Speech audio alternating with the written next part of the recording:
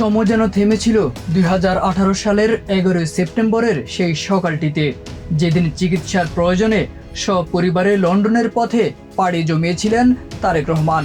এরপর কেটেছে দীর্ঘ 17টি বছর রাজনৈতিক অস্থিরতা আর আইনি টানাপোড়েনের মধ্য দিয়ে। আজ সময়ের চাকা ঘুরে আবারও সামনে আসছে তার প্রত্যাবর্তনের সম্ভাবনা। সবকিছু ঠিকঠাক থাকলে আগামী 5 আগস্টের আগেই নিজ ভূমিতে পা রাখতে পারেন বিএনপির এই ভারপ্রাপ্ত চেয়ারম্যান।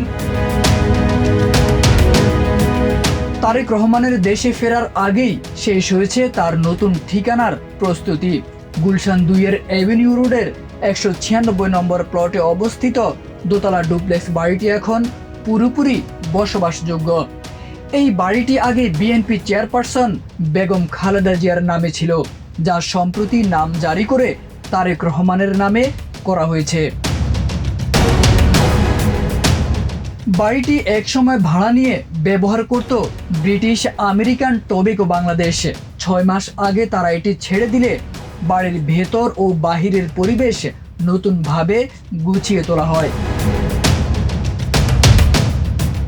গণমাধ্যম সূত্রে জানা যায়, 3টি শয়নকক্ষ, বিশাল ড্রয়িং ও লিভিং রুম এবং একটি সুইমিং পুল সহ আধুনিক সব সুযোগ সুবিধা রাখা হয়েছে ভবনটিতে। নিরাপত্তা নিশ্চিত করতে বাউন্ডারির উপর বসানো হয়েছে বাড়তি লোহার গার্ড। 111 সরকারের সময় 2007 সালের 7 মার্চ তারেক রহমান গ্রেপ্তার হন। পরের বছর জামিনে মুক্তি পেয়ে 11 সেপ্টেম্বর লন্ডনে যান চিকিৎসার জন্য। সেখানে অবস্থানরত অবস্থায় 2018 সালের 8 ফেব্রুয়ারি তার মা বেগম খালেদা জিয়া দুর্নীতির মামলায় সাজাপ্রাপ্ত হলে বিএনপির গঠনতন্ত্র অনুযায়ী ভারপ্রাপ্ত চেয়ারম্যান হিসেবে দলের নেতৃত্ব গ্রহণ করেন তিনি।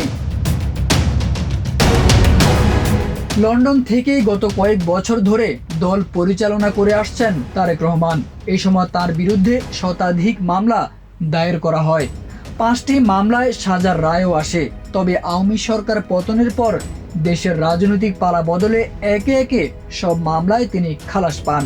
বর্তমানে তার বিরুদ্ধে আর কোনো মামলা নেই। এদিকে বিএনপি মহাসচিব মির্জা ফখরুল ইসলাম আলমগীর এবং স্বরাষ্ট্র উপদেষ্টা মোহাম্মদ জাহাঙ্গীর আলম চৌধুরী নিশ্চিত করেছেন তার দেশে ফেরার প্রস্তুতি প্রায় চূড়ান্ত পর্যায়ে। রাজনৈতিক পট পরিবর্তনের এই সন্ধিক্ষণে তারেক রহমানের প্রত্যাবর্তন শুধু দল নয়, গোটা দেশের রাজনীতির গতিপথকেও প্রভাবিত করতে পারে।